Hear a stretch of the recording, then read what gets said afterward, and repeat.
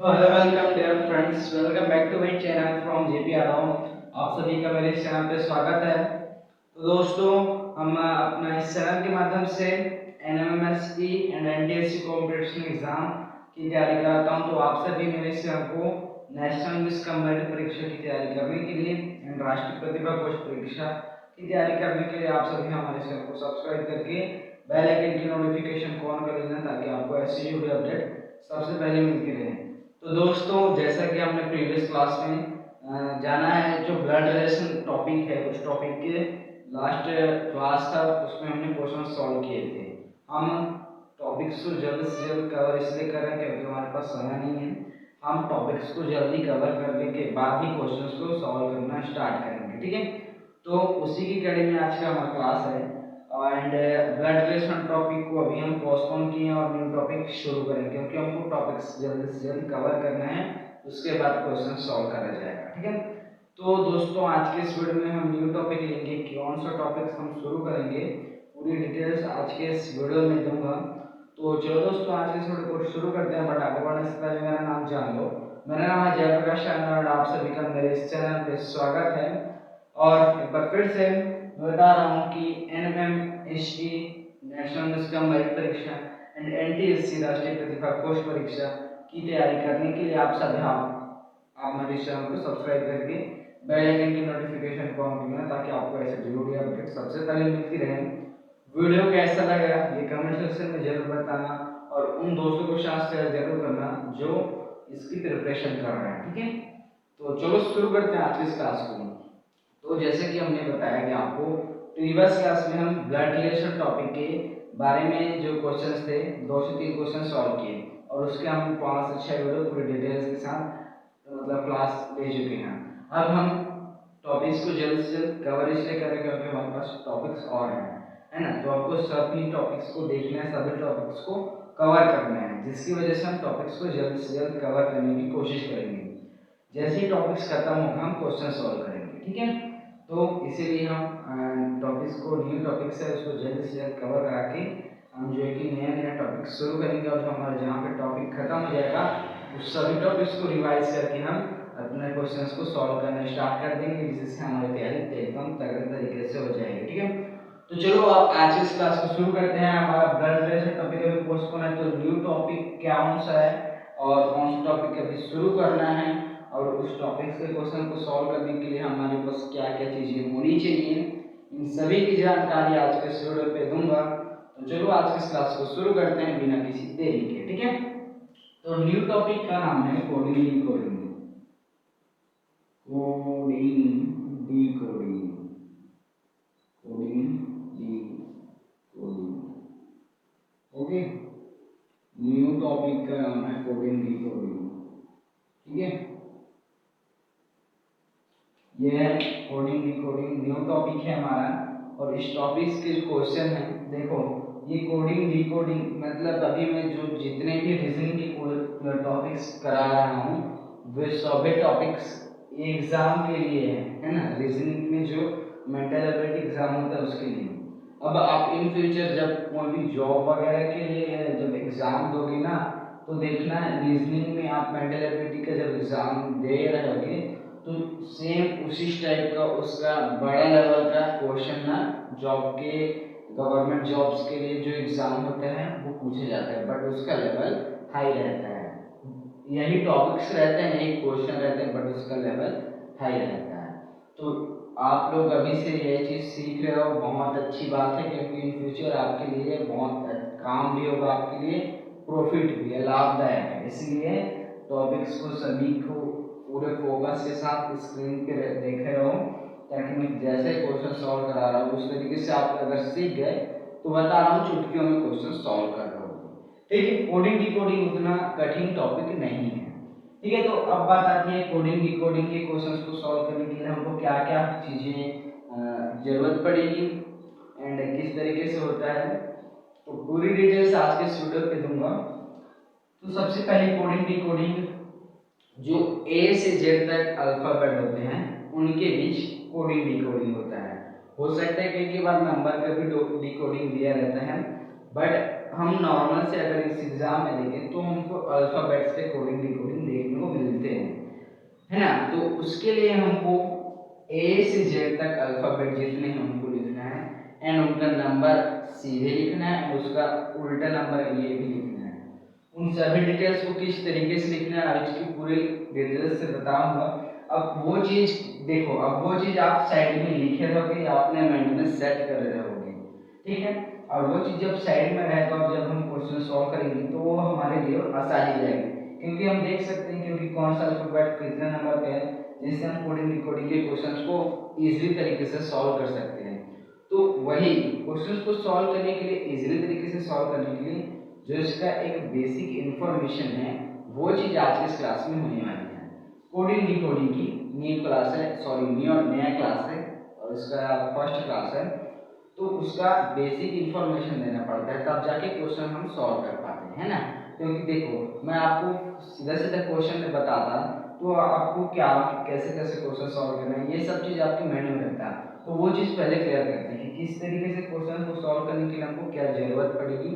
तो क्या जरूरत पड़ेगी वो चीज़ जब साइड में रहेगा तब हम क्वेश्चन को इसी तरीके से आसानी से सॉल्व कर पाएंगे, ठीक है। तो चलो शुरू करते हैं। अल्फाबेट्स पे होते हैं जो एनएमएससी और एनटीएससी कंपटीशन एग्जाम है, इस एग्जाम में कोडिंग डिकोडिंग अधिकतर अल्फाबेट्स पे होते हैं, नंबर्स पे भी होते हैं बट उसका मैं बता रहा हूँ। तो चलिए अल्फाबेट्स पे होते हैं, तो हमको ए से जेड तक जितने भी अल्फाबेट्स हैं 26 के 26 को लिखना पड़ता है ना।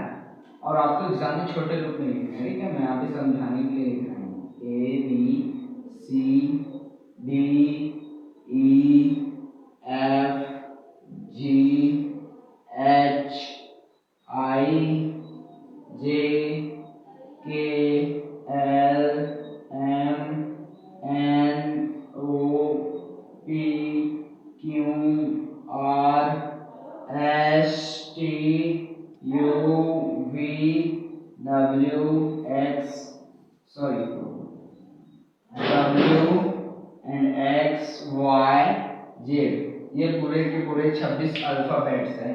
ए B C D E F G H I J K L M N O P Q R S T U V W X Y Z.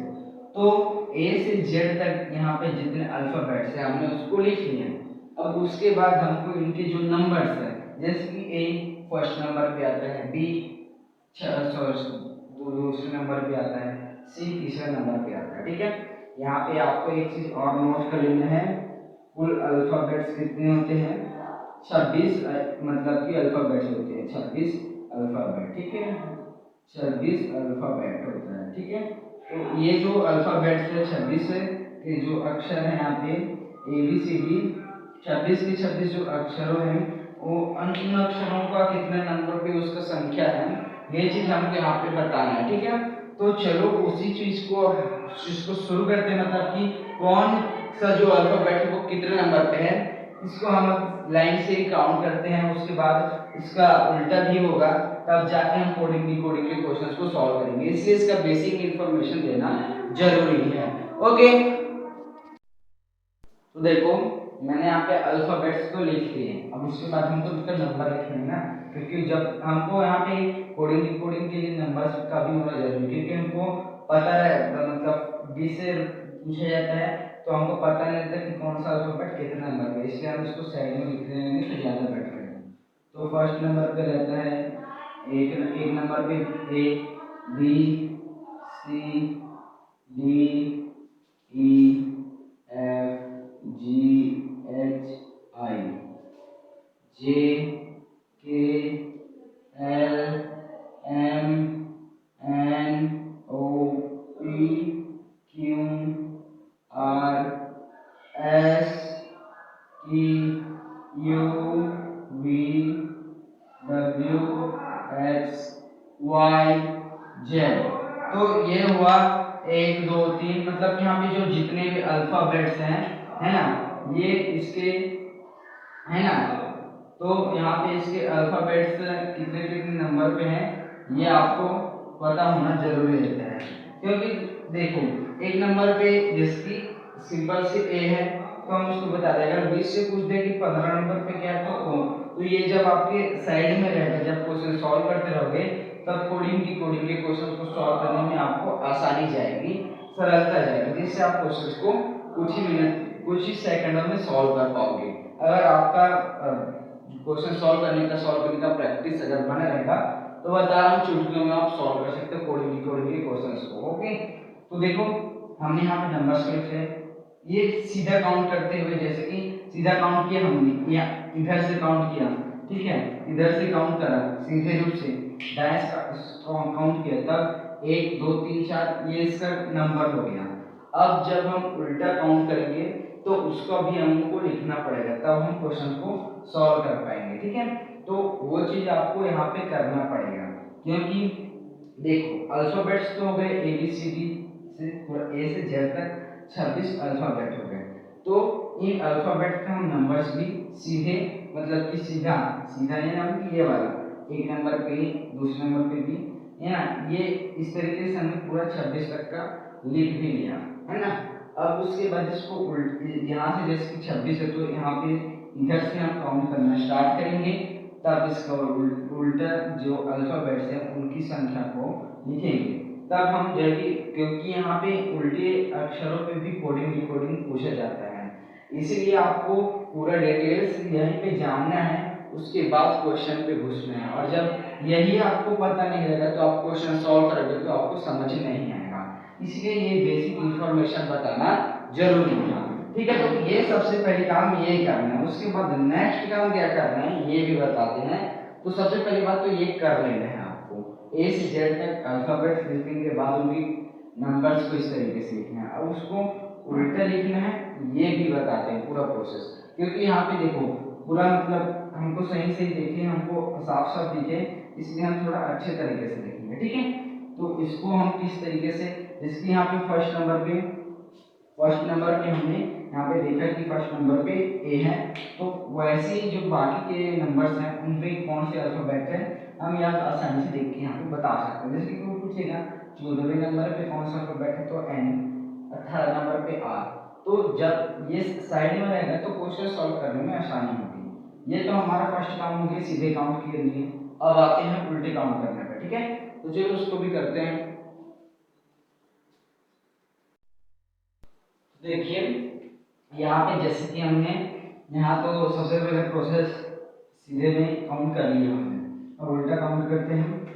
तो ये फर्स्ट नंबर पे, ये सेकंड नंबर पे, ये थर्ड, चौथा, पांचवा, छठवें, सातवें पे, आठवां, नौवां, 10वां, 11, 12, 13, 14, 15, 16, 17, 18, 19, 20, 21, 22, 23, 24 और ये 25 और ये 26।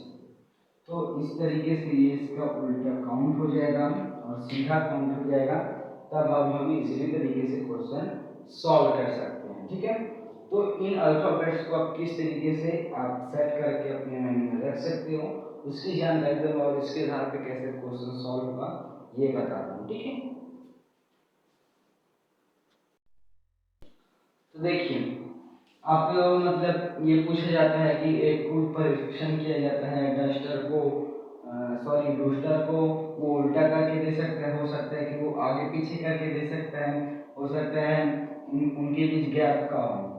तो देखो आपको कोडिंग डिकोडिंग के क्वेश्चन को सॉल्व करने के लिए जो बेसिक चीज है ये आपको अपने माइंड में नोट करना है या साइड में नोट करो, लेकिन ये चीज जब तक आपके पास नहीं होगा ये आप ये इससे के क्वेश्चन को सॉल्व नहीं कर पाओगे, ठीक है।